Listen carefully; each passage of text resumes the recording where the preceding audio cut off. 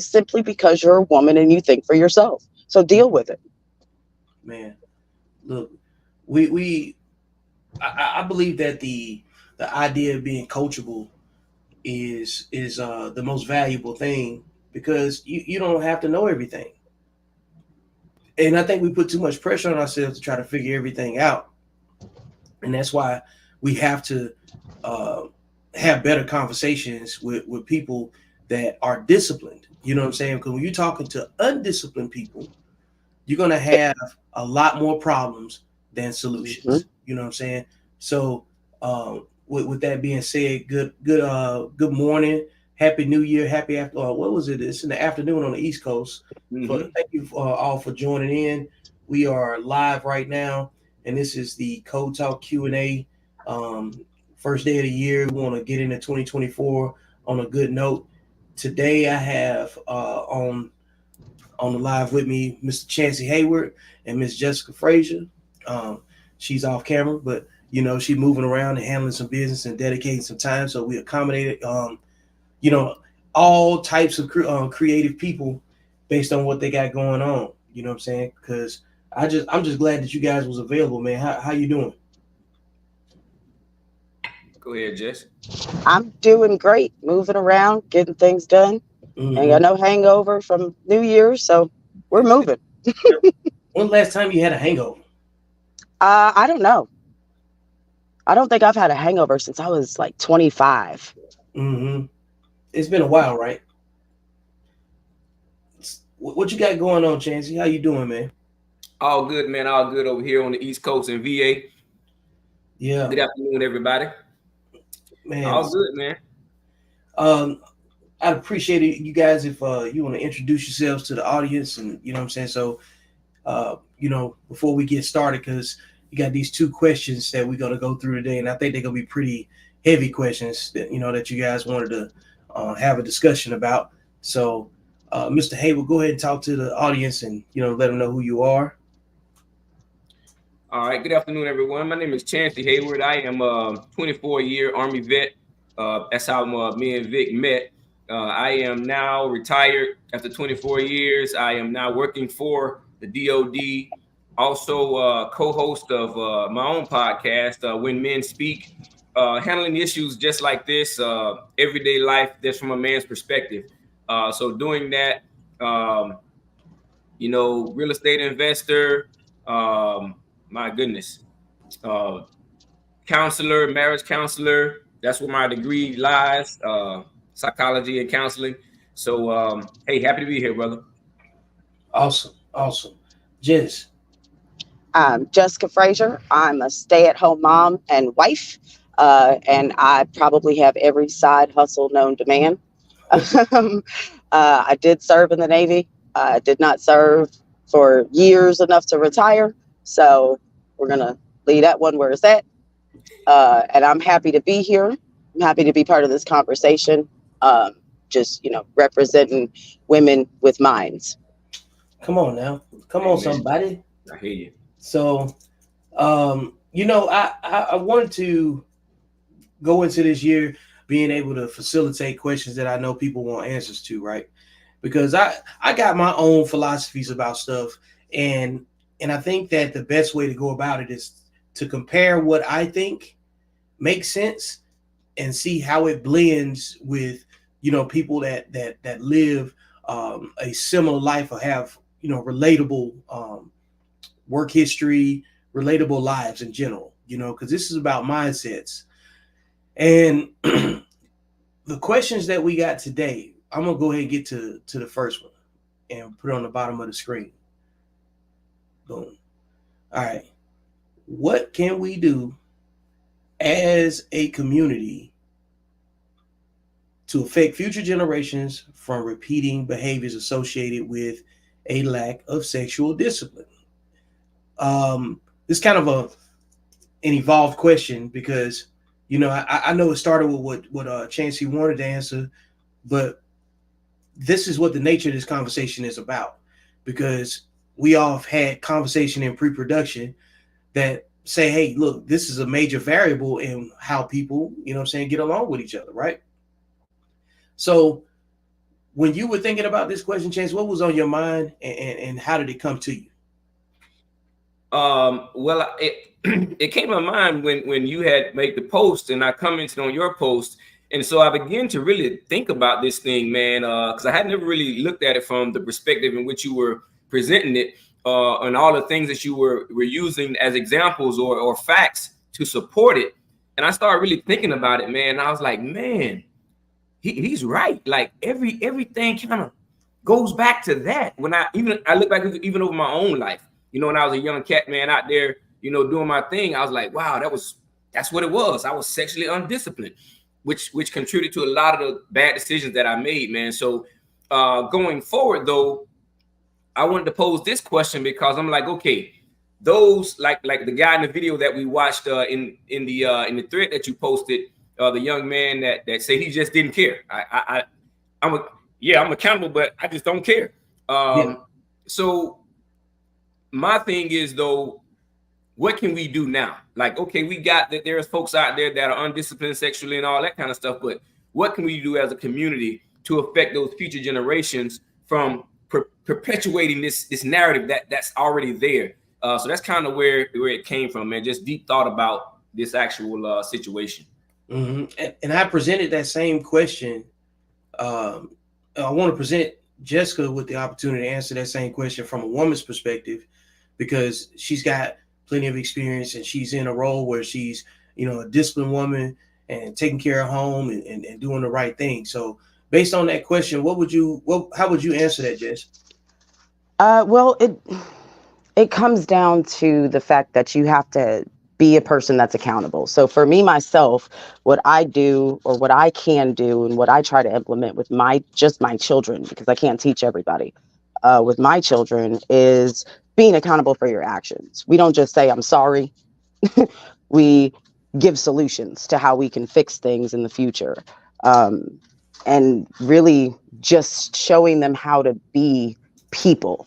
Like you can't just do whatever you want to do and without repercussions and consequences. And my kids know that. Yeah. So as a community, everybody has to step up. So if you're a man and you see a woman that's not being accountable for her children, it's your job to say something. It's your job to do something. And women need to learn how to be more receptive to men and their parenting. Oh, you saying in a parenting sense that when a man steps up, that the woman needs to reinforce him stepping up? Yeah, absolutely. She needs to have his back on every decision that he makes about being a parent, just like she would expect him to respect her decisions as a parent. Okay. What would you say to the notion that in that scenario you're talking about, like if there's some parents that are well-meaning on behalf of the children, of course, right, underneath the same roof and taking care of business, or not, or just got a good co-parenting relationship at a minimum, right? Right. What would you say about those that are not receptive to, like advice, coaching, because we just talked about like backstage, some people aren't coachable, some people aren't receptive, and and you can't teach them anything, right? Right. And they're not. And so I can only speak on parenting because that's kind of my niche. That's where I'm at. Mm-hmm. I don't coach people. But as far as parenting goes, if you have on either side a parent that isn't willing to allow civil co-parenting and isn't willing to listen and take advice for the parent, that's kind of when you need to stop trying to co-parent. You parent your way and let the other person parent the other way. This is interesting because you hear a lot of men say, she won't let me be the man that my children need, or she's doing something to block. That's impossible. Yeah. But whenever I hear a man say that just means you're not trying hard enough. I'm sorry, but you're not. Well, let me finish though. Mm-hmm. I'm talking about those that deliberately impede. There are some women out there that do not make it easy. I understand that, Right. But you're saying deliberately impede. There's a court system for that. Mm-hmm. And whether or not, Go and to I know court. that court is a big thing Yeah, for a lot of our community, don't want to do it, don't want to go through the hassle. it's But true. if your children are that important to you, do it. I Yeah. have custody papers for one of my daughters. If her dad wants to see her, he gets to see her. You Mm-hmm. know, there's nothing about that. I've never kept her from him though, so I'm a different person. But on the opposite end, with my stepdaughter, her mother tried that too, Mm. and I was standing behind my husband every day in court Oh, okay. until we got custody and Gotcha. made arrangements, and we do it the way it needs to be done. You know, you get your visitation, you get this, you get that. Anytime you want to see the child, you can. We don't stop it, but we're not going to let you just not allow him to be a father. So that's interesting enough because like the legal system is very intimidating to men, and I think it scares a lot of men off from pursuing custody or whatever. But when you got a good partner, a good co-parent, and good mutual respect between what I'm saying, a man and a woman in the same household, it's a it's it's a force multiplier, so to speak, when your woman is standing there with you in a situation like that.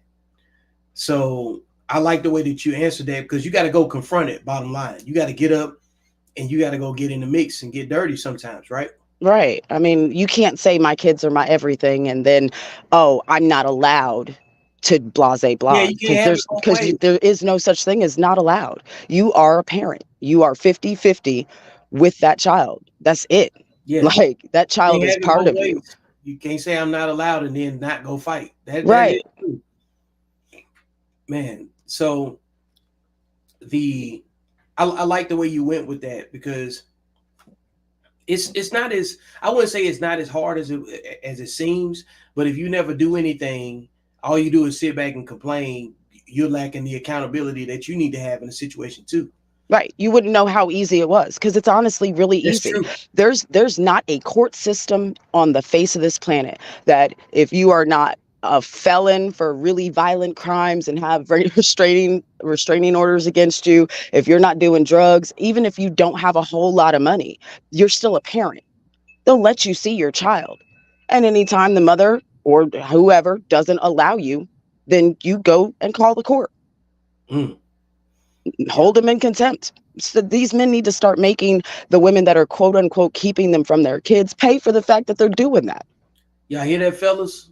She said y'all need to get up off your ass and go down there to the court system and stand up in front of that judge and put some pressure on there. Y'all always talking about standing on business and applying pressure. Well, there you go, right there. Do that first. Right. Like the pressure that they apply, that people want to apply on relationships, they don't even apply it. You know what I'm saying, for their custody situation with their kids, and that's something to think about. Right. And that goes into a whole nother thing of why a lot of women don't want to date men with kids. Just like a lot of men don't want to date women with kids. Difference is that a lot of men with kids ain't there. And why would I want to be with somebody that don't want to be with their kids?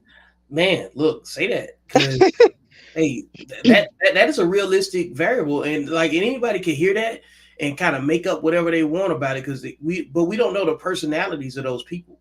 Right. But it But doesn't matter. Like, so baby mama drama, okay, people don't want to deal with that. But there's no drama if you have paperwork. Push papers. Everybody talk pushing P. No, push papers. The P should stand for papers. I'm a paper pusher. I will take everybody to everything and I will file every paper known to man. I'm not playing with y'all. you're talking about Push pushing P, y'all need to push papers. some papers, huh? Yes. 2024, we pushing papers now. Push paper. So, what's your take on how the scenario that we're talking about dealing with custody and co-parenting, right? How does that fit into the community aspect and sexual discipline for you from your perspective as a woman?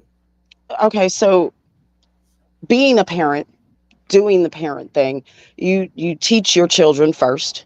Your children teach their friends. Hey, that's not how we do things. If you're going to do stuff like that, we can't be friends. You need to be accountable. You're teaching your children is helping the community. If your children go and teach everyone else, that's where you're at. Like, my children don't want to have kids, so guess what they're not doing?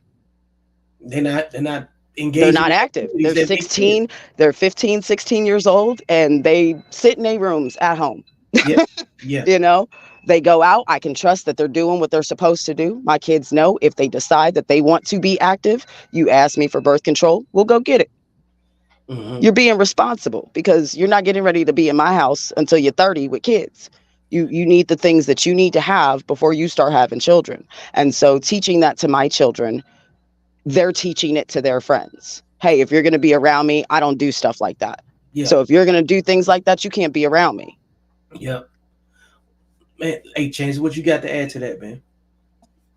Well, it's very interesting, man. I wanna go and hit something though that Jess said earlier about we were talking about the custody piece, and she was like, you teach you teach them your way, I'll teach them my way.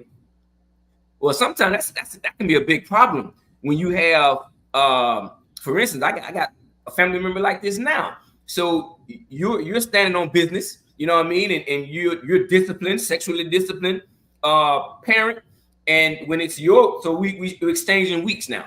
So you're having the child for 1 week, and you're doing all the right things and teaching them the right way and pouring into them the right things and all this kind of stuff, and then they go to the other parent the next week, and there's no order, there's no discipline, there's no left and right limits. It's crazy. So now when the child comes back to you, and even when they're in school, when they're with you, the teacher's calling you saying, I know who the child was with this week because of these behaviors. I know who the child was with this week because of these behaviors. That becomes a challenge for the parent that is standing on business, because I've got a tug of war with you because not like-minded. And so now the child suffers because of that. So that's what I was thinking about when Jess was like, well, you teach them your way and I teach them my way, but then the child suffers in the midst of that. And we see that all across the spectrum, in our community, especially when it comes to children in custody and all that kind of stuff. Both parents aren't the same, and they don't stand on the same values and morals. So the child suffers, and that's why I brought this question up. What can we do as a community? Because it can't just be. It takes a village.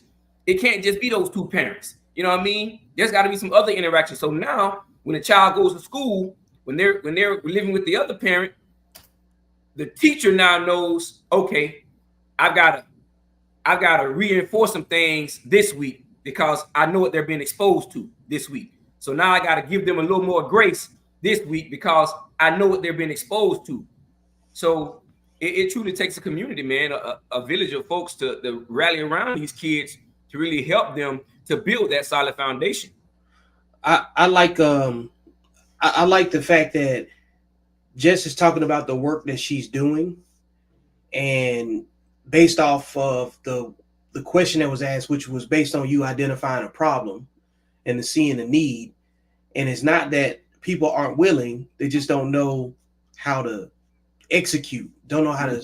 Sometimes you got a good idea but poor strategy. Sometimes you don't have the right people to execute the strategy. You don't have, what I'm saying, certain foundations. And a lot of this stuff comes from just not asking the right questions, So when you ask a smart question, you're going to get smarter people that have either already solved it or already in the process of, creating a solution that can just spit it right out the same way Jess said, because that logic that she puts, she's actually, her children are carrying out the work that reflects the morals and principles that are aligned underneath the house.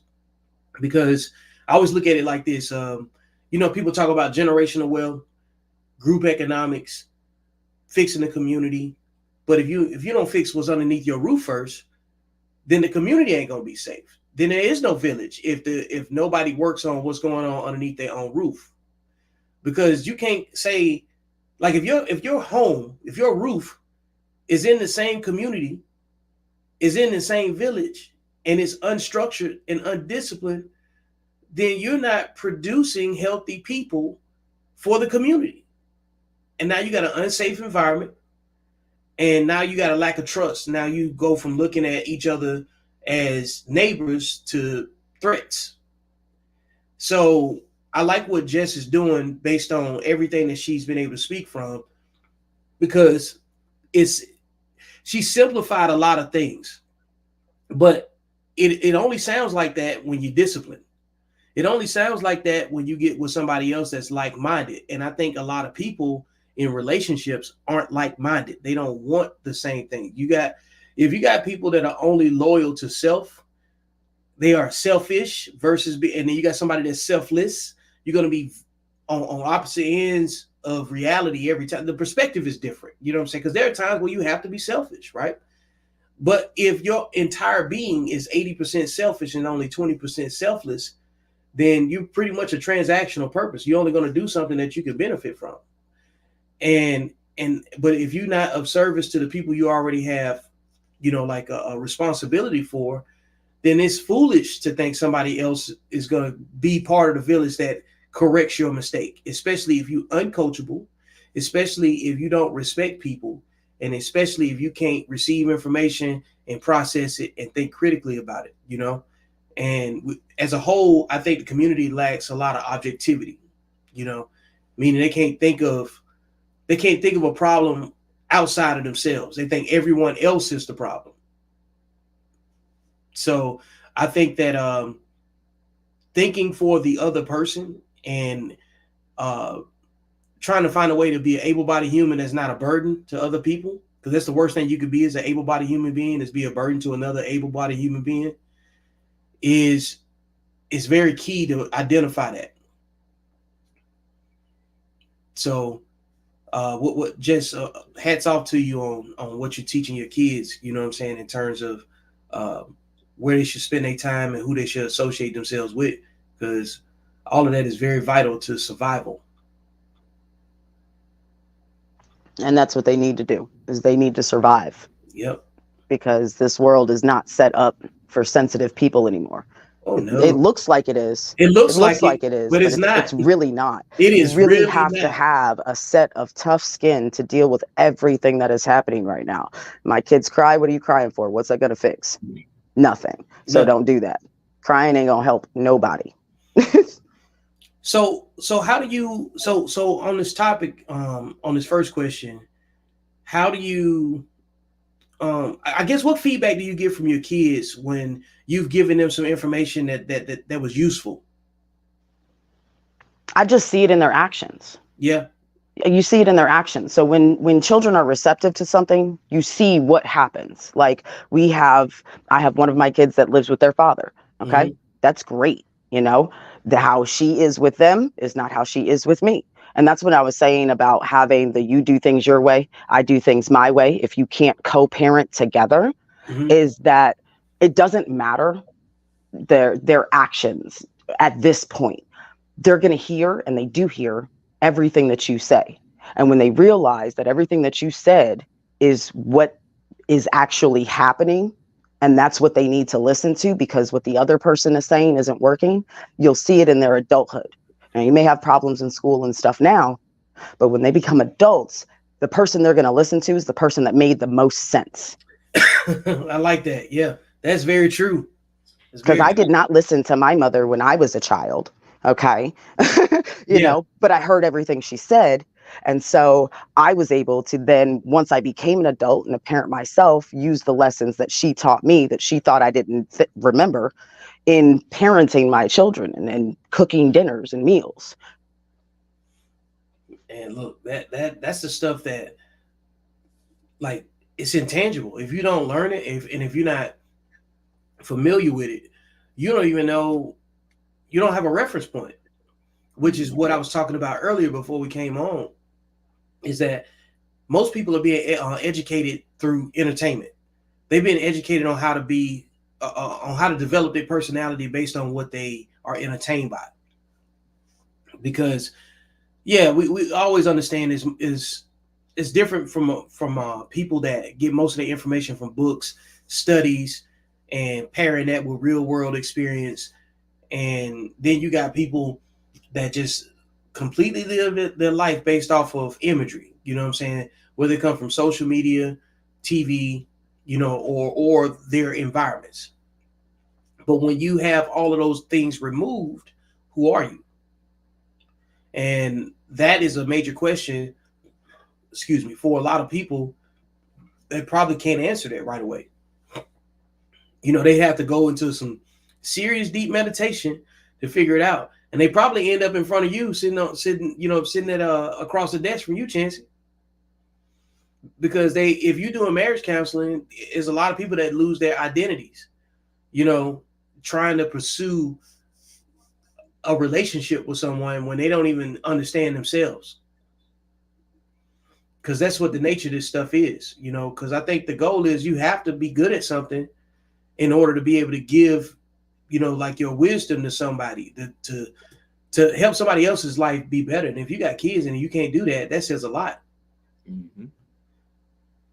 So I'm gonna move on to the next question. That was really good. I appreciate y'all y'all feedback on that and the energy on it too. Let's see here. Next question coming up. This came from Jess, and this is a really good one too, because and I'm gonna let her lead it, but I'm gonna read it first. Why are women seen to be less sexually disciplined than the men that they sleep with? Come on, Jess, what you think? Because I already know you know the answer. I love it. Hey, come on. So what it is that men that have, let me put this the right way, women that are seen as sexually undisciplined are seen as sexually undisciplined because they are not holding accountability of their womb. Sexually undisciplined women will be the ones that are, let's say, the reason for the anti-abortion laws, the ones that keep popping out kids and end up on welfare, and that's why the men that they sleep with are also considered sexually undisciplined. However, they're not held accountable as the women are, and that's because now not only are you sexually undisciplined, but now you have baggage that doesn't belong to anybody but you. Okay. Now, but before I want Chancey to answer, but before he answers, I want to put the definition to the words sexually disciplined. Discipline itself is about a mindset. Like, it's only two mindsets: you're either disciplined or undisciplined, and that comes out in all of your actions, no matter what. So if you're sexually undisciplined, you're probably with the wrong people. You're probably having romantic relationships or attempts at romantic relationships with unhealthy people that do not care about you in a long-term sense. They're only there for short-term gratification.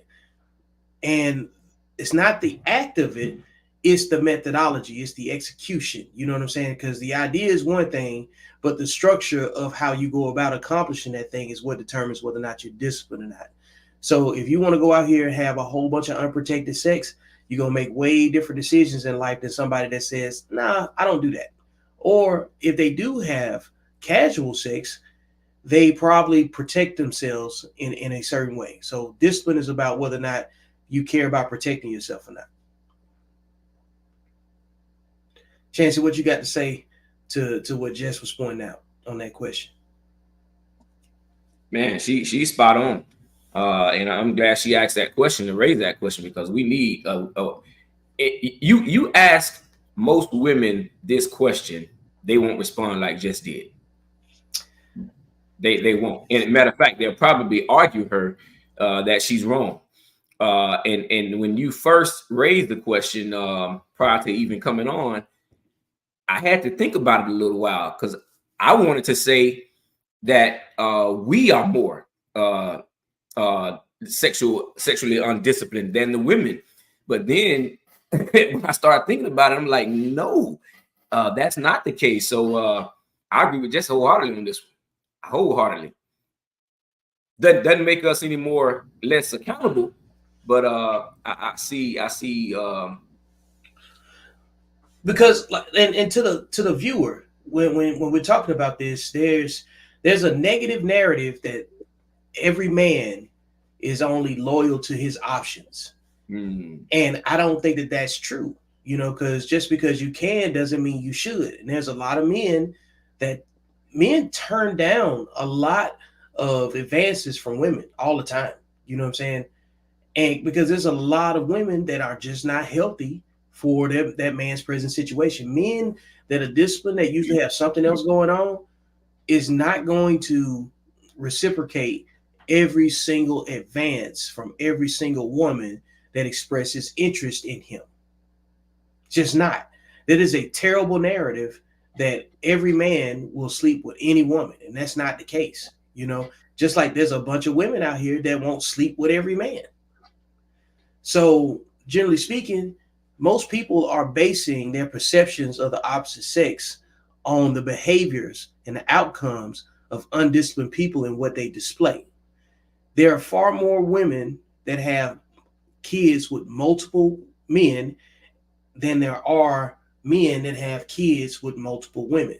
There's only a few men that are responsible for having multiple children with multiple women.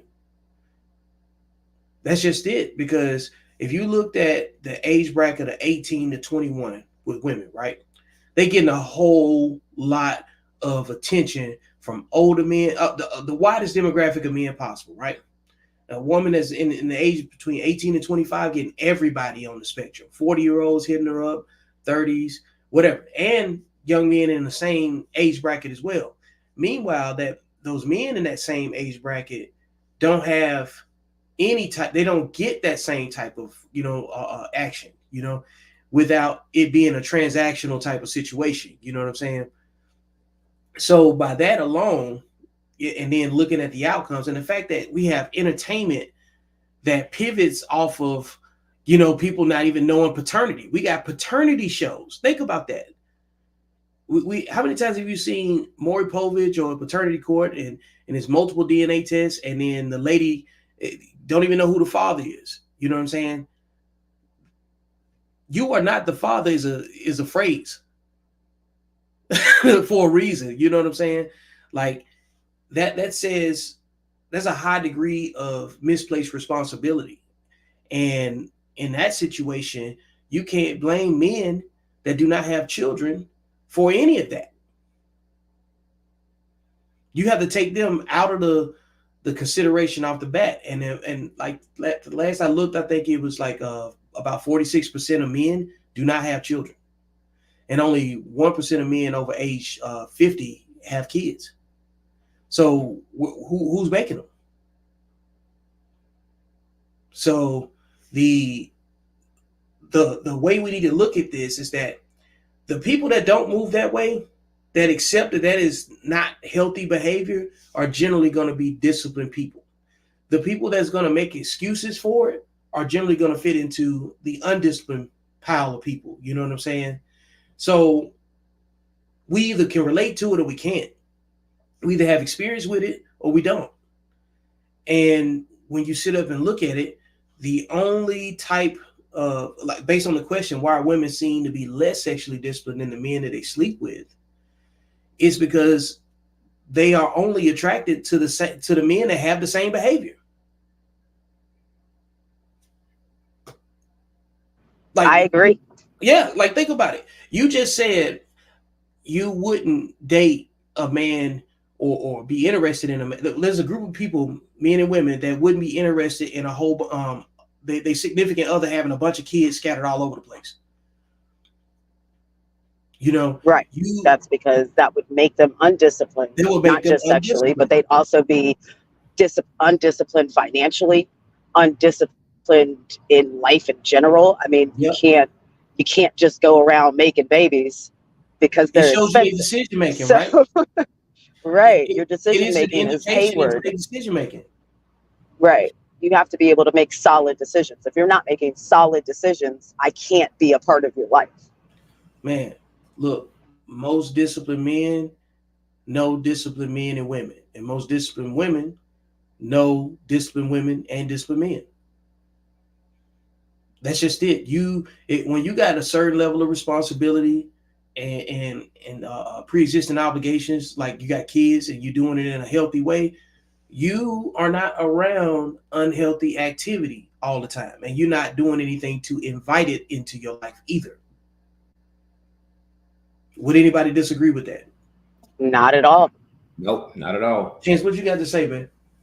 Man, this is a great discussion, man. We definitely need having conversations like this. Wow. I'm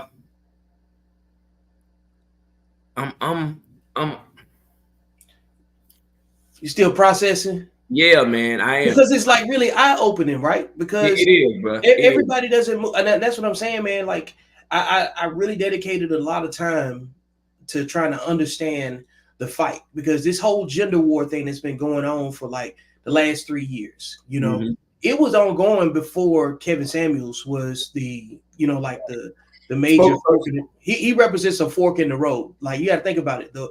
Think about how bad the conflict had to be, where he went from mentoring men to sitting in the middle and, you know, and putting certain conversations on display that shows who's on what side of the discussion, right? And most people that come to argue and disagree are generally going to be undisciplined people. Yeah. Most agreeable people are going to be usually disciplined, because Can I tell you that I've never seen any of his stuff? Because you got good home training. See, some people did. Right. That's the other point too. Some people didn't need a Kevin Samuels. Like, if you grew up in a solid, healthy environment, and it was accountable, and you had good parenting or good adults in your life, you knew right from wrong. You knew when you was going against the grain and you was trying to, anyway. Then you just call it hard-headed. But as you get a little bit more discipline in life, discipline just comes with time, and in most cases, right, routine and repetition, right? No different than going to the gym and lifting weights. You can't do that without being disciplined, right? You eventually just start to see that some people are inconsistent with themselves. Like, all of us want more consistency in some space in our lives, right? There's something that we absolutely are not as disciplined about as we want to be. But generally speaking, that's how a disciplined person thinks. They know they need to do better, you know? But when you undisciplined, nobody can tell you anything. Nobody can identify a weakness and you can accept the criticism from it. You're going to feel like you're being attacked. The person that always feels like they're being attacked are generally undisciplined people. Because if you could have an open conversation like this with no attribution, I'm not tagging nobody. I don't need to say you're acting like this or you look like you fit this behavior. You either have that experience to relate to or not. You know, I don't have your life. You don't have mine. None of us have each other's life. But the one commonality that we have is that we all serve. And when you think about those 4-day safety briefings, you know, those 4-day weekend safety briefings, what do they tell you? Don't drink and drive. Don't beat your wife. Don't beat your wife.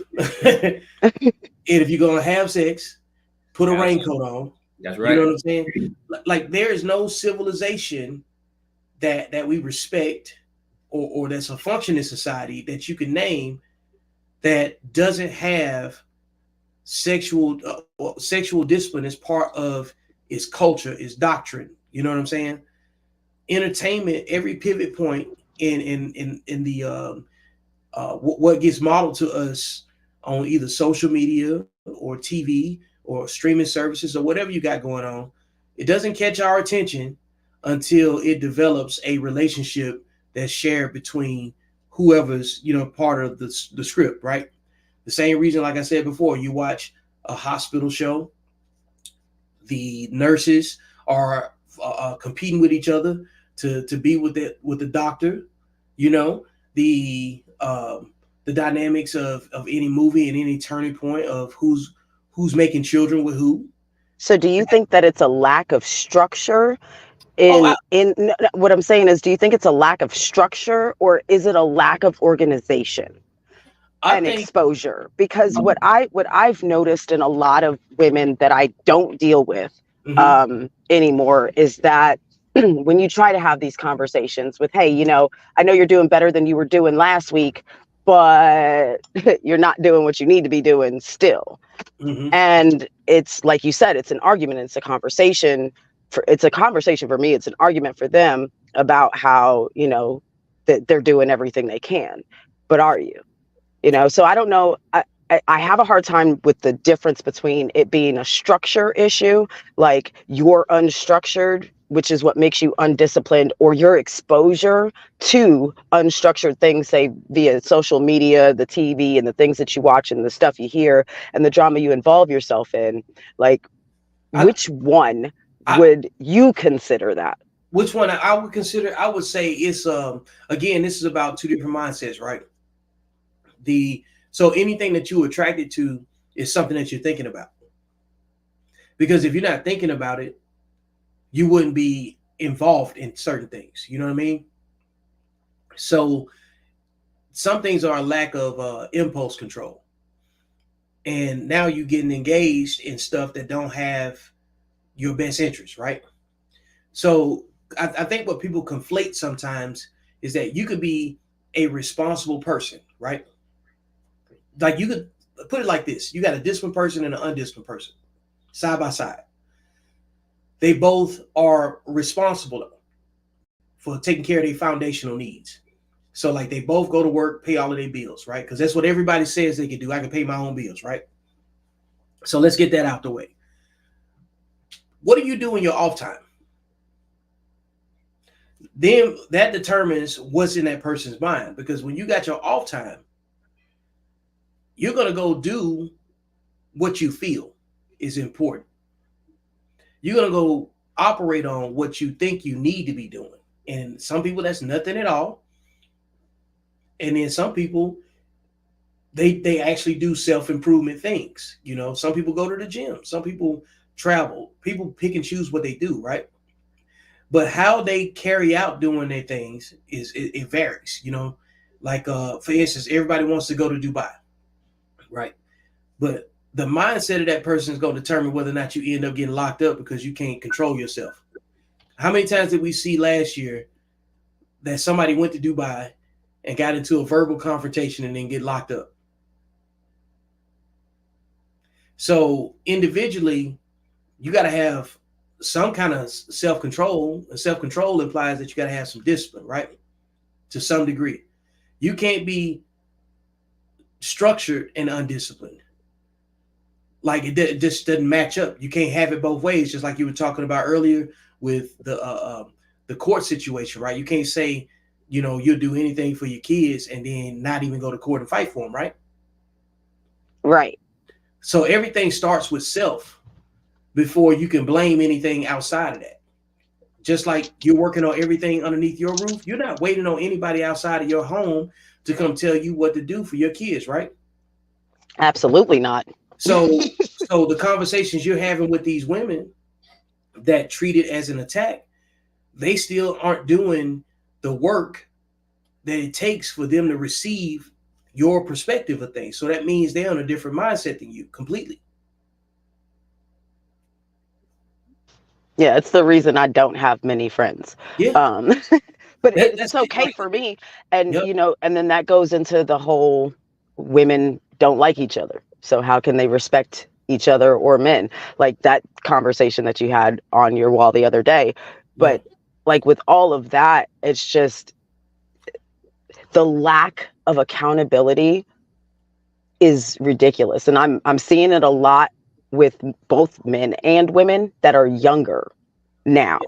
Like the ones that are becoming an adult are not, they have no sense of awareness of what they should and shouldn't be doing, and they're blaming their parents. Oh, my parents yelled at me, so I have PTSD because I got yelled at so I know much. you're saying that truthfully too, because as goofy as it sounds, to some of Oh no, my that's real. That is but that's real. real for them. That is real. My teenagers are like, these people keep saying triggered every time I say something or raise my voice. I'm like, triggered? What are you talking about? But yeah, it's really like if the kids raise their voice at each other, oh, you're triggering me. I'm like, okay, y'all don't have enough actual trauma to know what trauma is at this point. Being yelled at is not a trauma response. Being disciplined for doing something wrong doesn't mean that you're being abused. And these kids are taking it way too far at this point. Yeah. And look, somebody's gonna tell them what to do if they won't listen to you. Eventually they're gonna end up submitting to somebody in a uniform with a name tag. It's gonna give them, be me or the police. You can figure it out yourself. Look, you got to play the police before the police play the police. Yeah. Because so you can get in your feelings all you want to and say you triggered this and triggered that. You're gonna go to a place where they don't care. And you're gonna do as you told. Because somebody wrote down a set of consequences for failure to adhere. Like the world doesn't function without some sort of structure. You can't be like that's the thing, right? As wild as the world is now, and you got all these different viewpoints, people with these different experiences from how they were raised. We're all really just testing our parents' parenting right now. Mm-hmm. We are all the products of our parents' mentorship. You know, that's why you can sit back and you can kind of see who was raised the way that they was raised. Like we in our 40s now. You know what I'm saying? Like we've been raised to pay attention to our environments. I'm not there yet. I'm not there yet. Don't put me in that group. Not you yet, you know. But we've been raised to pay attention to our environments because you've been, like you just said, you training your kids how to survive in the world, right? So that requires you to be able to read the room. And a lot of people don't know how to read the room. They try to make the room read them. Mm-hmm. And now you're trading privacy for attention. And generally speaking, most undisciplined people will trade privacy for attention. Disciplined people don't want nobody in their business for real. You know what I'm saying? They don't want unhealthy attention. And if you're competing for attention, you're probably going to get a lot of unhealthy competition to go along with it. What you got to say right now, Chance? Man, I was just thinking about what Jessica said about is it a lack of structure?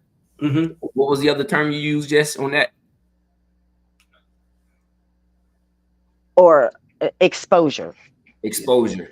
Yeah. So, man, it's so weird because I had a session with a couple, man, and very, very young couple, had been together for some time, and the gentleman was very astute, man. Financially, disciplined, and had them on a nice glide path to really do some great things. But the standards that were in place, the young lady, she couldn't adhere to. She didn't want to adhere to. She didn't want to, get serious about her finances. Didn't want to, make those necessary sacrifices to come alongside him so they can build together. And ultimately, he had to walk away from that relationship after, several sessions of counseling. So now, when I go into a session with a new couple, I'm only going to do 6 sessions because in every session, I'm giving you homework. And that tells me after that next session how serious you are about your relationship, about your life, about your business. And if we have several sessions of, you didn't do your homework, you got excuses on why you didn't get it done. Okay, guess what? I'm done because I'm here to help you.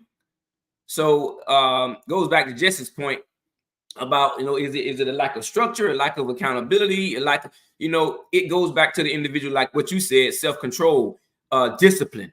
And how can you want me to be more concerned or involved in your life than you are? I'm here to help you, so help me help you. So yeah, man, we got to be accountable. Like, man, there's no other way.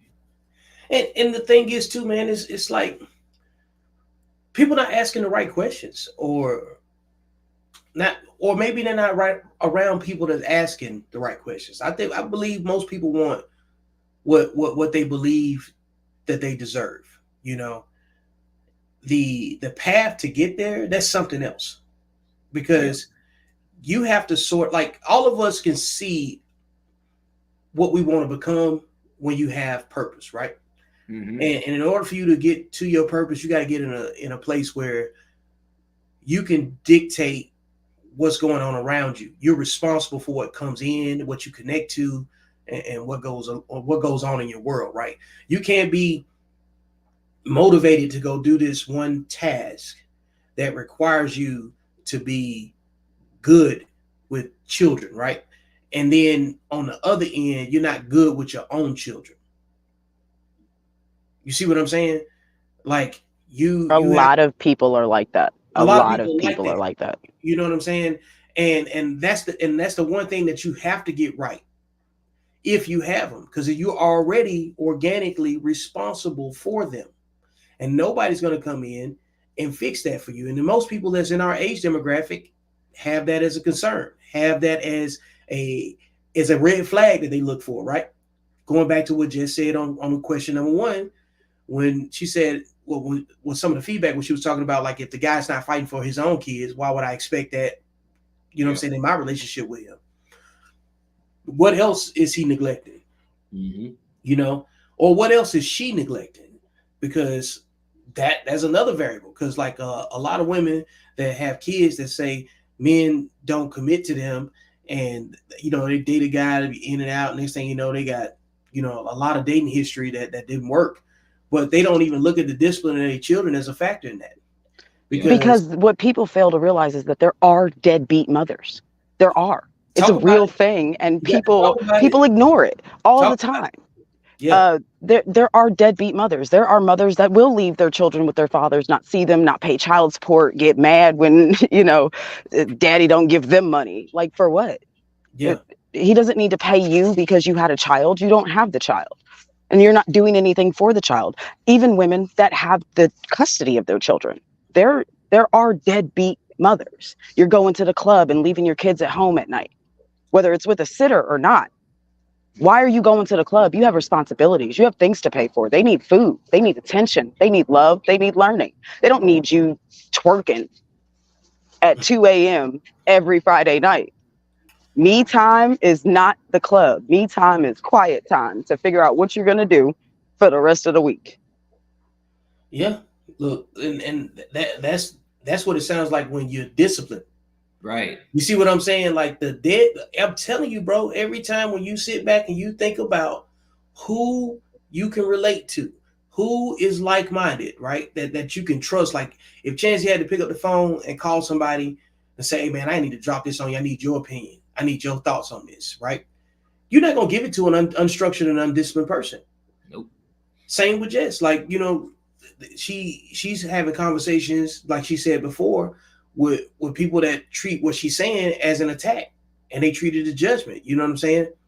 That person is not in the game to have their opinion changed about what they're doing. They don't want more until they decide that for themselves, which is why when we talk about the community, everybody can't go. Everybody don't live around the same people, man. Everybody can't come over here. So we don't want people on this platform that come with an argument. So, like, if you bring unstructured people, you're going to deal with a whole lot more complaints and very general recycled conversations, because most people know how to repeat what they heard, but they don't generally want to step up and volunteer with a solution. See, we need to create an environment. If we want to build a community, we want to invite the best people that can add value to the community, right? So you need to have discussions and dialogue that bring people that want to volunteer something. They want to contribute to the philosophy. You know what I'm saying? The intangible part. You're not going to get your best people when you sit up here arguing about who should pay for the first date. You're not going to get your best people arguing about somebody what you require in a relationship, when it's based on foundational, like routine foundational thing. Everybody should be able to afford their own lifestyle, because it's foolish for a person to require that when you can't do it for yourself. Everybody should add that. That is a very, very basic conversation. You know what I'm saying? So, like, after you get all of that handled for yourself, what are we talking about? You know? And you have to remember that a lot of people put a lot more value on themselves than they actually have. Like, if you go back to question one, what can we do for our community? Is to create a community of people that actually have some type of value. Not everybody's a rocket scientist.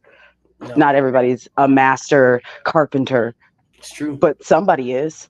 And so that's your value. But people want to be and do everything and be admired for being and doing everything, but you can't manage one thing. Yeah, and if you can't manage your womb, and you can't manage where you putting your meat, why would anybody trust you?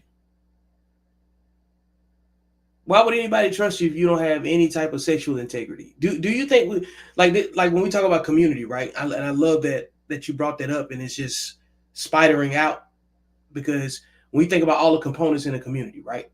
The community has to be safe in order for it to be a community. Do you think the community is safer with sexually disciplined people or sexually undisciplined people? You see how like you just can't get away from it. Like it doesn't matter what laws get changed. Like look at these other communities, right? That are not ours. That practice group economics. They have the village. They invest in their homes. They have stability. They have structure. You can't get anything that's worth having without structure, and you definitely won't keep it without structure. And you don't have anything worth possessing without discipline. You can't get to those things without discipline, structure, and order. You just can't. You got to have that in your own house, right? And even if you don't do it for yourself and you got to still take care, like you can be undisciplined again, right? But and you can be responsible enough to pay your bills. But guess whose structure that you're operating up under? Whoever pays you. They say you be here at 10, you show up at 10. You know you got enough sense to know that you need to be there. You got enough discipline to know you need to get there, you know. But now when you off and what you do with what you know what I'm saying, with what you saved and what you made, that is going to speak more about what's in here and what's up here. So all of us have had to overcome something, you know what I'm saying, some sort of impulse as an adult, because nothing better than saying I'm on my own now, I can do what I want to do, until you say, hold up, I'm 29. What does 35 look like? You know, or I turned 30, you know what I'm saying? Like you start setting these true benchmarks about what you want the backside of your life to look like. Because every day we're on the backside of our life. And it's coming faster to us than what we can anticipate, because we didn't write the story. We're just responsible for playing out our part within the story that was already written. So when you think about like Chance, he said like he's a counselor. So when he's talking to people, he's hearing stories that probably do not reflect anything he's ever experienced, and he might hear some that does reflect what he's experienced. And that tells you how they were raised. And when it tells you how they was raised, it gives you an idea about the behaviors that they were exposed to from other people. And every time you think about it, the most unstructured, the most undisciplined people are usually sexually undisciplined. And how do you handle the conversation when people blame systemic racism for us not having Yeah. a community the way other cultures do? Oh my God, it's so old. You can't. It is. It It's is. so old. Like we get it. Like we get it. It happened. And I ain't saying like you can't consider it, but the information is there. How do you leverage the information and incorporate that into your own self-representation? Because you have to change the narrative with your behavior, not with your arguments. Yeah. The best way to prove somebody wrong is to not do what they expect you to do. Exactly. That's it. The only thing that can speak for you is your behavior. When it's all said and done, like when you think about the way media castrates men, and I say that I call it buck breaking. You know what I'm saying? The same buck breaking, because since you brought up slavery, right? Like buck breaking, everybody understands what that practice was, right? They just destroy the psyche of people that look up to the most prominent figure, right? That's always going on in society. once they got you in a vice where they can, you know what I'm saying, speak to your character or something like that, and even whether you did it or not, whatever it might be, you got to make sure the rest of your life you've lived in a certain type of way where they can't, you know what I'm saying, where they can distinguish a mistake from a pattern of behavior. You know what I mean? Like if you lived a life where you have a lot of sexual harassment incidents, like if you lived like Puffy or Harvey Weinstein, it's gonna be really hard to defend you. Yeah. You know what I'm saying? Like that's just it.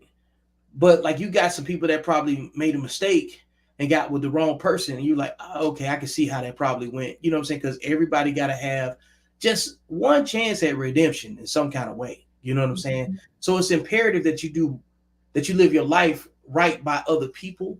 You know what I'm saying? So you can have that to your you know what I'm saying, your resume with people. Not that anybody owes you anything, but the minute that you got a large swath of people that's got a similar experience, where there's smoke, there's fire. And it's going, by the time that they realize it's smoke, you can definitely believe that they're not going to try to put the fire out. They're going to get there. And now everybody's got a story. And it's just easier to magnify failure than it is to magnify the good thing. Because if you do the right thing all the time, most people don't even know you exist. If you don't get caught up in a situation where you've hurt somebody, like in a heinous way, you know, if you're not hurting children, if you're not out here sexually destroying women, if you're not out here being reckless with drugs, if you're not out here drunk driving and, you know what I'm saying, and getting involved in firearm incidents and stuff like that, people don't even know you exist. Because nobody cares about what the disciplined people are doing. You know what I'm saying? And that gives you the privacy you need to work on yourself and grow whatever you think you're supposed to become. You know what I'm saying? You cannot do that if you're functioning in undisciplined situations. It's just it.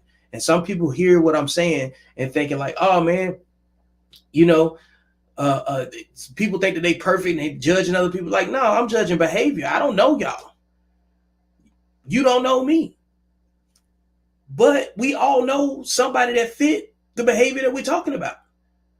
So it's kind of ignorant, and if there's no accountability in just trying to dismiss it and look for an alternative reason not to accept the wisdom that comes from that thought. And those people that function that way, that fit what I'm describing right now, those are the people that we don't care about because they don't care about us. We can't pick up nobody else's traumas. You need to go deal with that. You know what I'm saying? Like, that's what Chance is up here for. Like, look, book a session with him. Hey, you want a mindset consultation?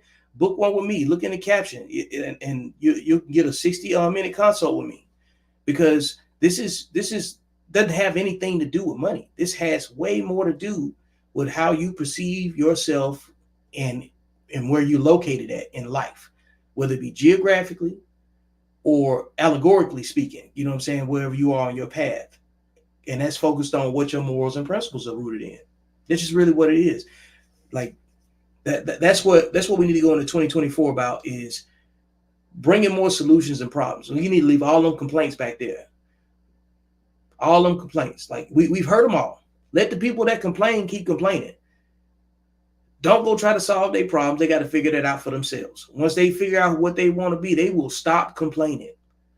They will be quiet. They will withdraw when they do not have an audience. You cannot give people that complain an audience. They're ineffective at that point, because complaints don't solve problems. They just let you know that there is a problem. But most people are going to be arguing about the symptoms, and they don't have a solution when you really sit back and look at it. Because how long are you going to complain about something before you solve the problem? Isn't it ironic, though, that when someone says they need help, someone, you know, they come to you and they say, hey, man, I need your help with this, or I need some whatever. And as soon as you put a number on it, mm-hmm. Now it's a scam. Now it's all, you know, he tried, you know. Those people, they undisciplined. They don't want to solve their problem, man. You see what I'm saying? Like when people can see the value in what you offer, they should be ready to pay for it. No matter what the cost. No matter what the cost. If they can see the value, if they can see the value in what you're saying, to the point where they say, man, you know, he's right. If you bring solutions, who don't pay for solutions? Right. They don't want to pay you for the solution because they know you, and because they already know you, then you should just be helping them. My point. That's my point, Jess. That's my point. Mm-hmm. They expect it for free because we're familiar, or I know you, or it's crazy. Yeah, and there's a high degree of entitlement that we will never understand. Yeah, and that's where I think the more entitlement that you experience like that, the more disciplined you become. You know what I'm saying, about how you structure the way that you give your information out. You know what I'm saying? Like, it doesn't matter what you tell them. They still don't think like you. They just agree with what you're saying. They're like, oh, I like that. That sounds good, Vic. That sounds good, Chance. Jess, you probably spot on with that. I'm gonna try that and give it a go, right? Mm-hmm. And then they're gonna have a short-term result out of it, but they don't have the discipline to replicate that same mindset into every other thing that they do. Yeah. And the reason they don't want to spend the money is because they know that. So if they pay you and it doesn't work for them, they blame you for it not working for them because they didn't put in the effort. So if they don't pay you, it's because they know it's not going to work for them, because they don't have the proper mindset for that. So you can't just give out free information. You can't do it. And everybody that says they're giving out free information, that's definitely a scam, because nobody wants you to make more than what they're making for themselves in the sector of undisciplined people. Now, disciplined people do want you to do just as well as them, because there's a level of respect there. But for people that don't have natural discipline or refuse to learn how to be disciplined, they're never going to have anything. And in their path of not having things, they bring down other people that do have things. So you can't associate yourself with people like that. And you can't work for them either, because they're bound to be the one, like the video of the guy that sued every job he's ever been at. Yeah. He's just there to bring you down. Yep. And you're taking a risk, you know, with I mean, the analytics tell the stories. You know what I'm saying? It's people can predict how some things are going to go. Like, you can look at dates, times. Man, look, the Farmer's Almanac. Very accurate. Very. Extremely accurate. I use it because I garden. I garden. Yeah. It's one of my things. Yeah. I swear by that book. I'm a fisherman, so I use it too. The Farmer's Almanac is the Bible of agriculture. True story. It is you know why? Because somebody had to be disciplined enough to pay attention to all of the metrics that they used to put into that book. Right. Somebody had to be disciplined enough to observe it long enough to say, you know what, man, I need to document this. Mm-hmm. It ain't even valuable until you have a reason to make a note of it, whether you typing it on the notes on your phone or texting somebody, however you capture the data. You know what I'm saying? But when you think about that, the undisciplined person doesn't receive mentorship the same way that the disciplined person does. They don't respect the ability to synthesize what they see in the world and to be able to articulate that into a healthy message where they can make it useful for them, right? Mm-hmm. Because most people would rather be mentored by imagery. It looked like he did it this way or she did it this way. It looks like you see what I'm saying? They base it off of what they see. A lot of people are mentored by imagery. No real substance, just buzzwords. That's why, like, we've killed the word accountability. You need to take accountability like it's a pill or something. The accountability ain't what you take in the moment.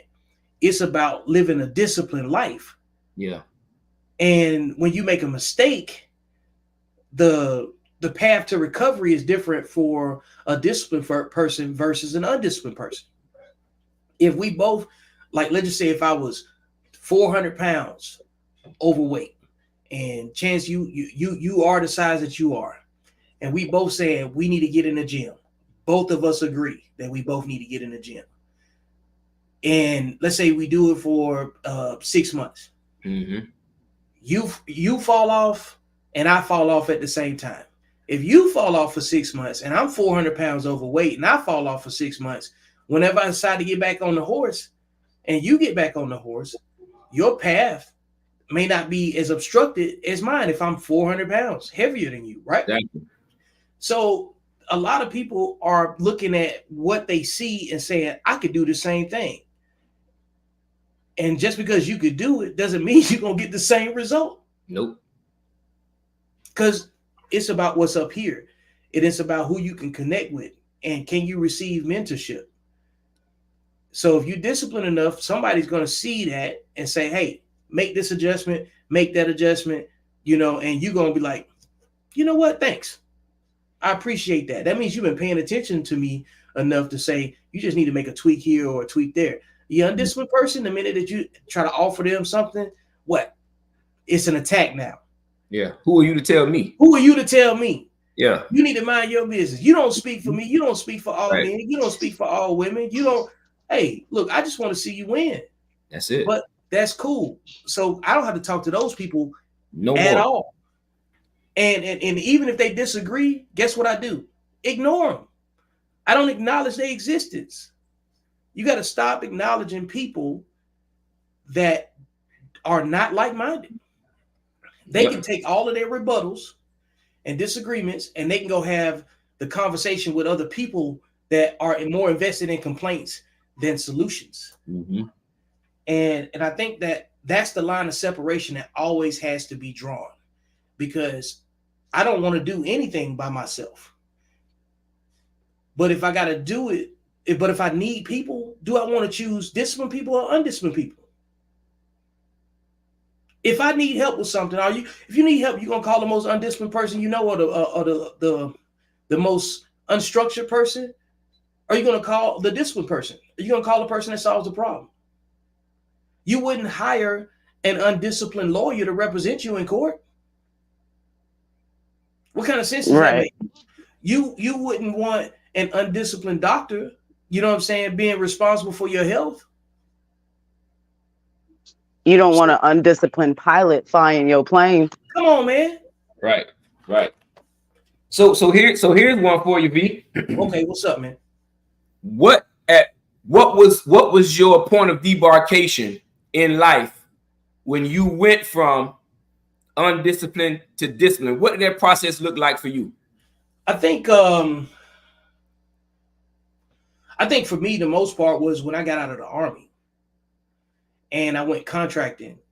And, you're working in a foreign country by yourself and no resources, and the only resource you got are the people that you got to work with, right?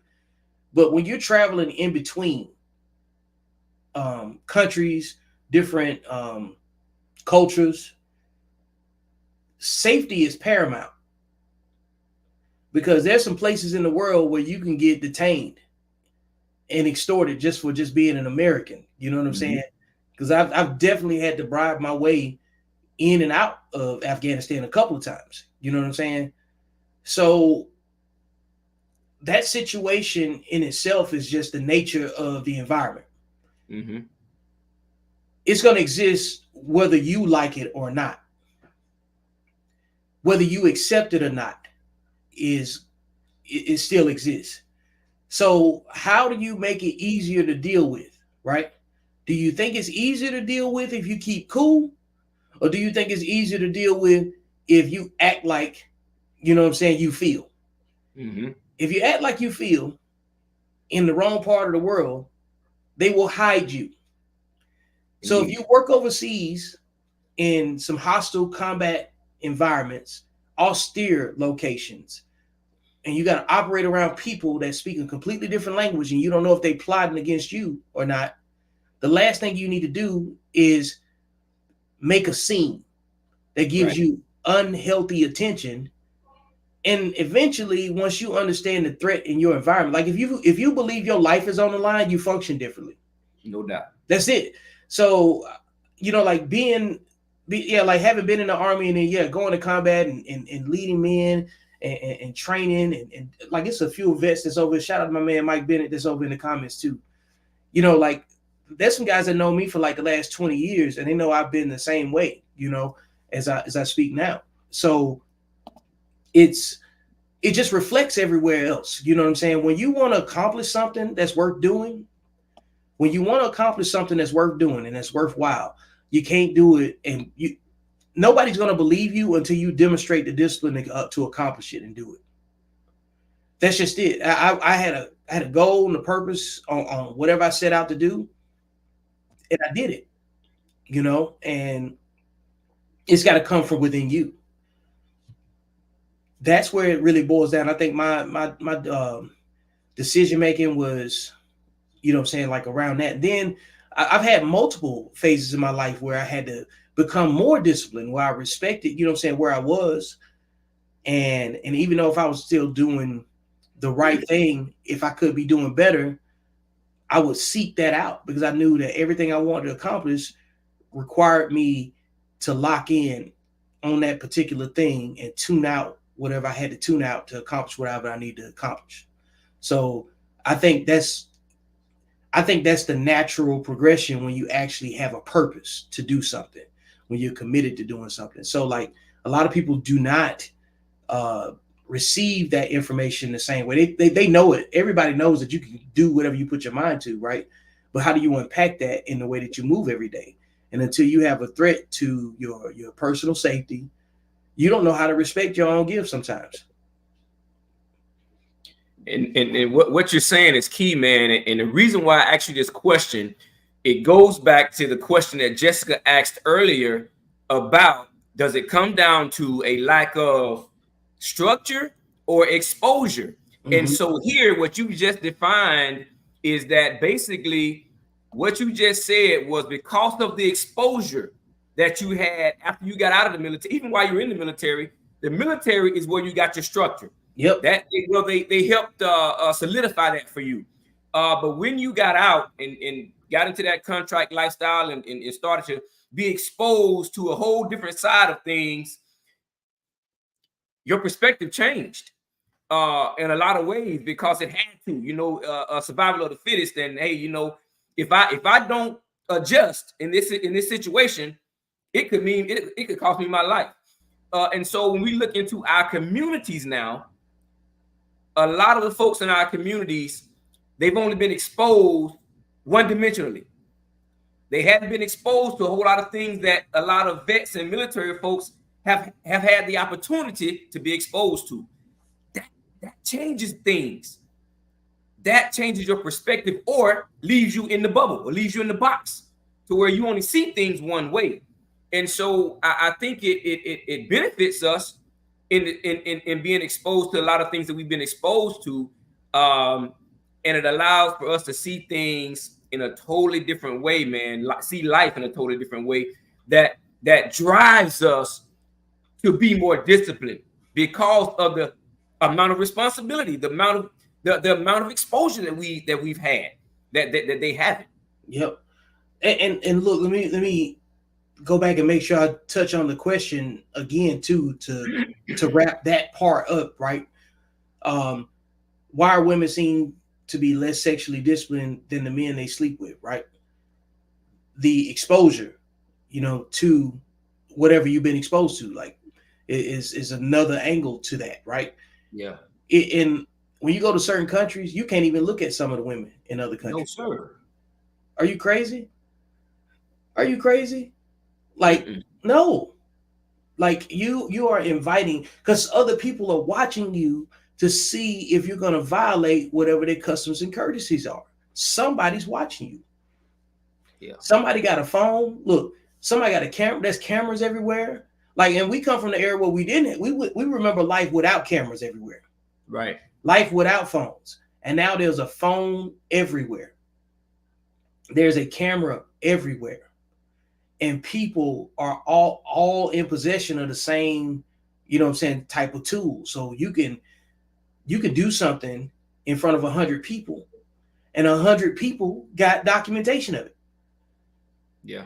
And then each person that got documentation of it is going to share that with probably another 2 or 3,000 people. No doubt. And then depending on how ignorant it is, that just determines how viral it goes, right?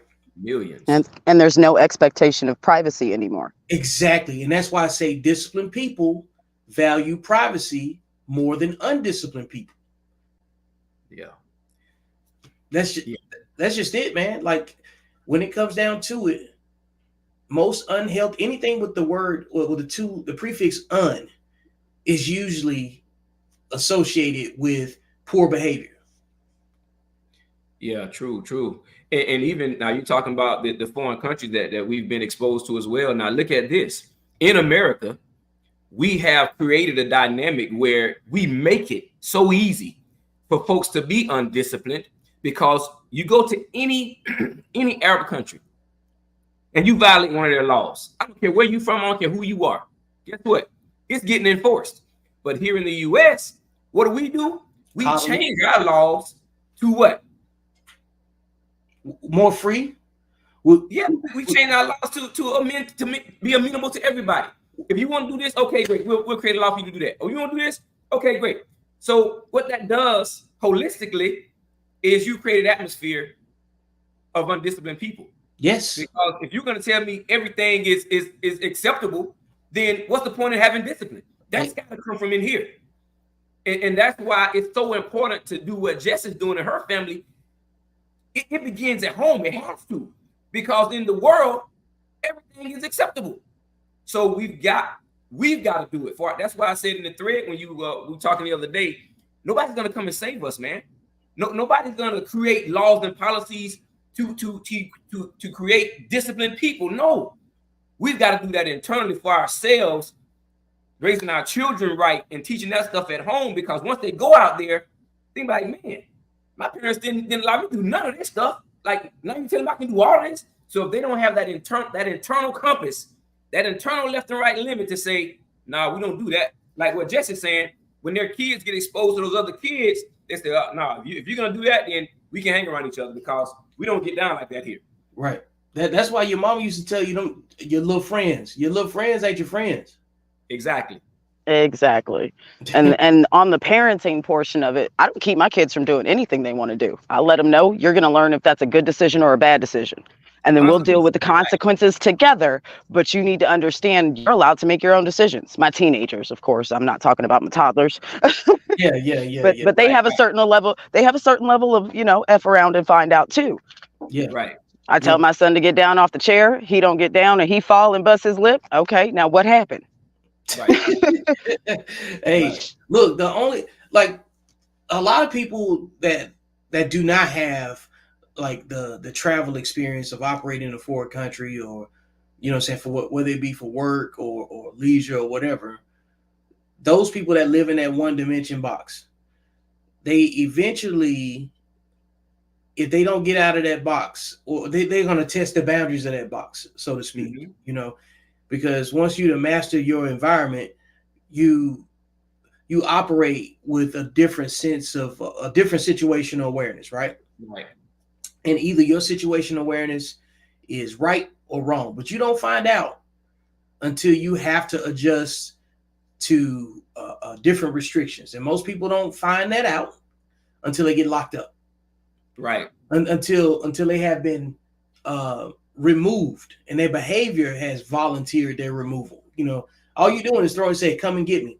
I'm ready. That's it. I'm ready to go in the box, So the laws that are, it's interesting that you bring that piece up too.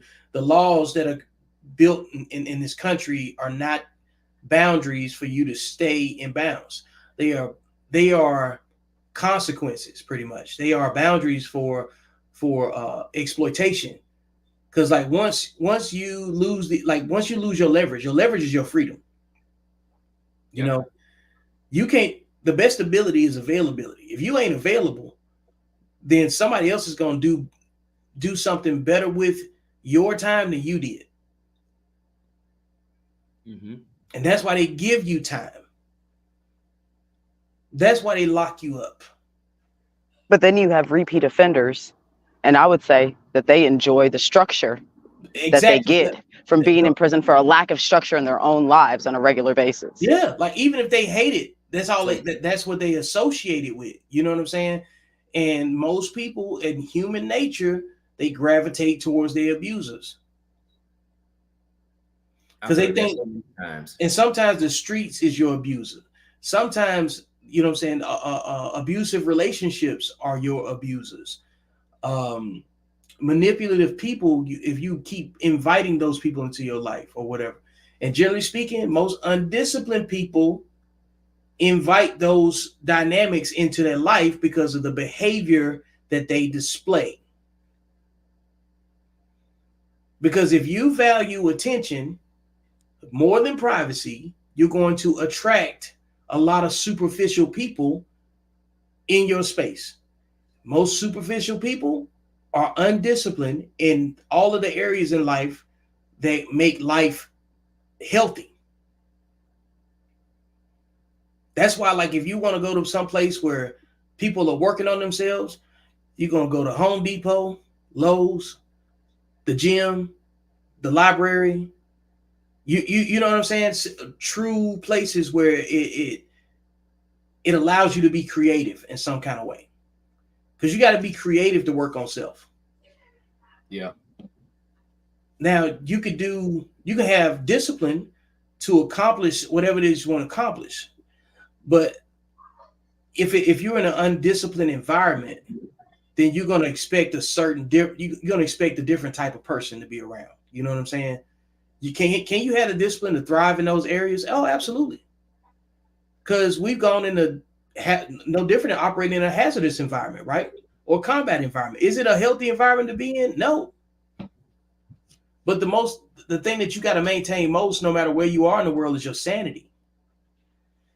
And your sanity is going to define how disciplined you are. Your discipline is going to reinforce your sanity. Mm-hmm. Resilient people are not undisciplined people. You can't become resilient without discipline. And simply staying alive does not equal being resilient. Man, look, roaches. We need, yeah, because people go, I'm resilient, I'm strong, I've been through all of this, and I'm still here. Okay, you're here, but what are you doing? Yeah, like with being here? Why are you here? Why didn't you just let it take you out at this point? Because you're not accomplishing anything. So you can't be resilient just because you went through a whole bunch of really bad stuff. What did you do with it? Yeah, right. What's your contribution? Man, what like let me come back to the sexual discipline piece again, right? And Jess talked about survival. And the first thing that comes to my mind when I hear somebody say survival is roaches. Okay. Roaches survive everything. Okay. And so because they survive, the reason they survive everything because they're able to reproduce. Even roaches have sex. So grading your life off your sexual conquest is nothing to brag about, because roaches do the same thing. Bees do the same thing. Frogs do the same thing. Animals in general do the same thing. Do you know jellyfish have existed for 650 million years without a brain, and they somehow seem to reproduce? So how valuable is it to grade yourself off the sexual attraction that you can, create for yourself? Mm. How like really think about that when you break it down, because like if we all adults and we, got kids or have had relationships, we know the parts that go with that make the relationship worthwhile and worth keeping and things of that nature, right? Like we all love saying we all adults here. So if we all adults, if we all adults, there's a big difference in people that grade everything about what they do with the other person or justify their value based on their sexual value. That's a weird mindset to be in. And generally speaking, if you got to bring that up, you've already reached the edge of whatever you can contribute. You probably should be quiet and listen to the people that's talking. Yeah, that's a very low vibrational person too. It's a very low, like stray animals will be humping underneath the street lamps tonight. Yeah. No different than they did last month or the month before that. How are you any different than that if you are basing your self-perception on the sexual attention that you expose yourself to? That's savage behavior. It's really savage when you think about it. It's primitive. Yeah. Because it didn't take smart people to make kids. It definitely doesn't. It don't take smart people to make kids. See that every day. Yeah. I mean, come on. Like when you see a German Shepherd that been mixed with a lab, you're like, well, when nobody think about breeding them and making no money, they just wanted a dog. You know what I'm saying? They much rather have I just wanted a dog. Okay, cool. Some people, they just go out and make kids the same way. They don't care about the partner that they make the kid with. They just say, I just wanted a daughter. I got my daughter or I got my son and I'm good.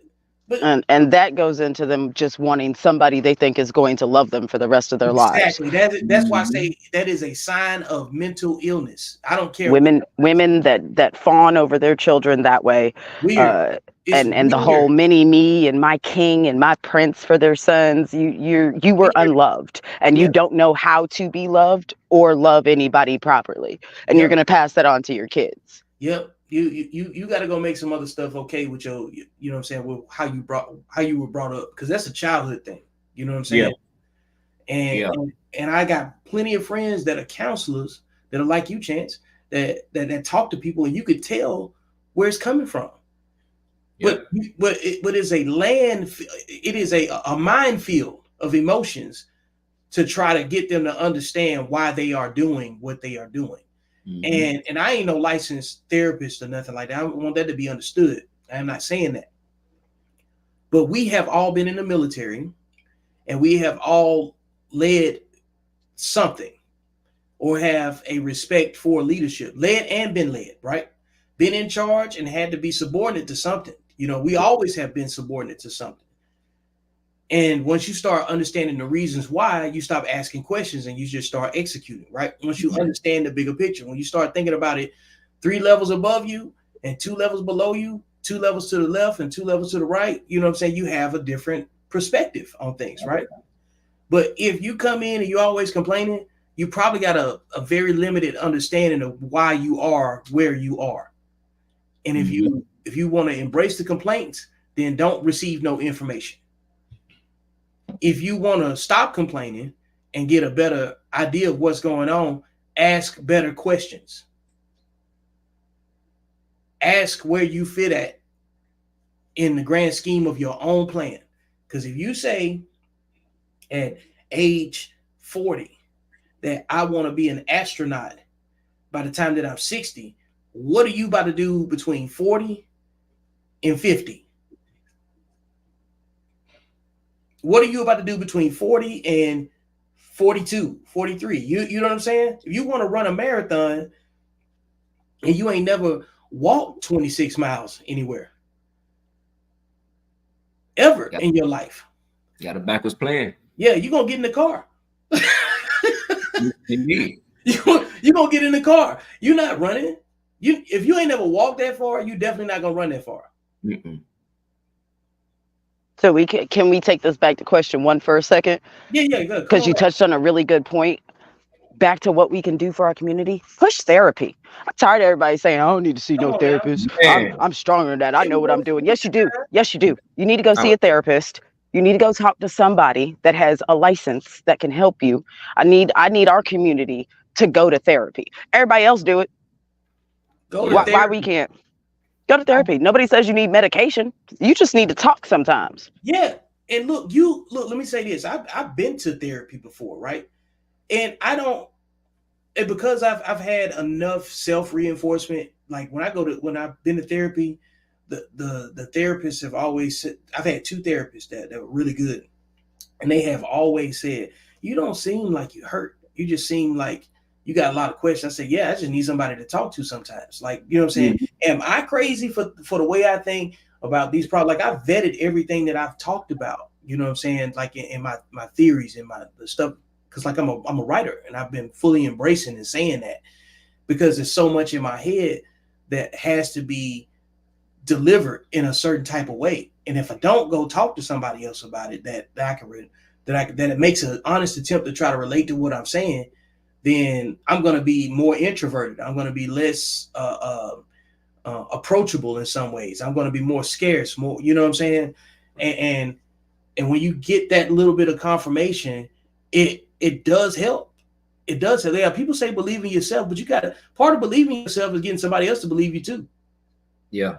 What, getting somebody else to listen to you, getting somebody else to accept a different perspective. So when I say go to therapy, I ain't saying you got to go out here and be in a boohoo, low spirit situation. Sometimes you just need to go for some healthy reinforcement. And you might not need to go to everybody don't probably have to go to therapy for the same amount of sessions, you know what I'm saying, to get that other a layer of objectivity, get somebody else to see you from your point of view, you know what I'm saying? Because all of us want to be seen, but being seen by the right people is more important than just getting some unhealthy attention for no reason. No doubt. Mm-hmm. The key word in discipline. Man, come on, discipline. All this is about discipline. All this is about reinforcing yourself, you know, because the luxury, I ain't going to say the luxury, the privilege of serving in the military puts you underneath people or in the command of people that have an obligation to make you better. Yep. Those people that's in the military have an obligation to make their subordinate and junior leaders better. If you're not doing that, that's a hit on you. Mm-hmm. That is a hit on you, and that ain't very many institutions where you could just go to any place and they say, "Hey, come here. Let me show you what you need to do and what you need to be ready for." And like everybody is like that. There's nobody telling anybody like you ain't gonna do this, you ain't gonna do that. You know, like in abundance, you can always have some haters somewhere, of course, you know. But by and large, most people want to help you. It is a whole community of people that want to win, and for the same reasons. So it's a lot more like-minded people. People have to be like-minded in order for it to work. Or it's just an idea for TV. Yeah. And now you're just modeling behavior. Which behavior do you want to model? Do you want to model somebody that doesn't have what you want? Or do you want to model somebody that has what you want to become? Like you can have whatever imagery you want. Yeah, you can be independent and you still make your own decisions and stuff. But when you start to look at what type of life you want to leave, you know, what type of legacy you want, if you care about legacy, even if you just focus on quality of life in the short term, who is living in a way that you respect, that you will want your life to look like? Because you can't, it's hard to create something that you've never been exposed to for yourself. Yeah. So, well, I think before we get out of here, anybody else got a question or something for the panel?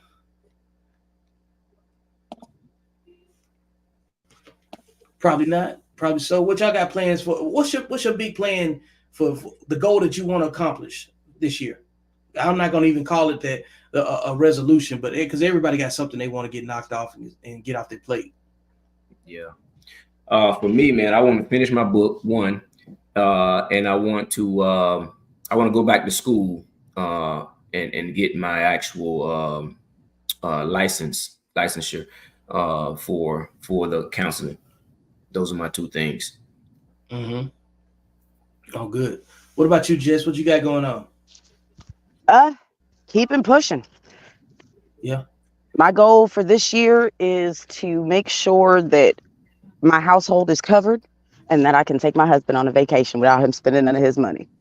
That is my main goal this year. Yes, Lord. Come on, somebody. Yes, Lord. Yeah, I like that. Well, I will be. I'm working on getting more leads for consultations, for mindset consultations. You know, pushing the book. Hey, for all of y'all that's watching, hey man, check the caption. Go check out my Amazon page. Go cop the books. The code is this book asks a bunch of questions about building what it takes to build a community. You know, there's some pointy topics in there and I intentionally left open in 2018. And we got to figure out what mindset is necessary for a community to be a healthier community. You know what I'm saying? And if we want to do business with each other in down the line, because that's what communities are supposed to do. Communities are supposed to do business with each other. If you ain't doing business with each other, you don't have a community. Well, who do you want to do business with?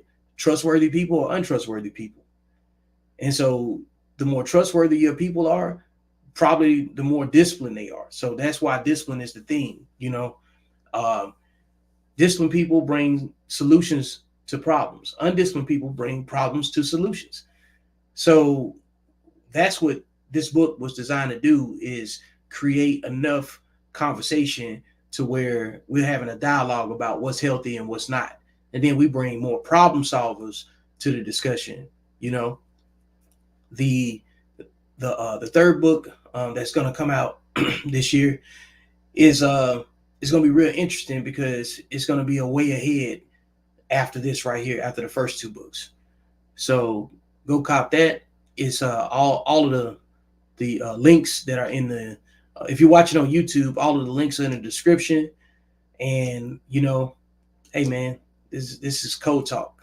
That's what this platform is about. It's about accountable masculinity, and it's about community building with the right people. And you can't win with undisciplined people. You just can't. So there has to be a line drawn in the sand, and this is the perfect way to start out the new year. So solutions only. Ladies and gentlemen, I greatly appreciate you watching and being supporters of the platform. Mr. Hayward and Ms. Frazier, I greatly appreciate your availability, and I hope we can do this again in the future, and I will see you guys backstage. Yes, sir. All right. Yes, sir.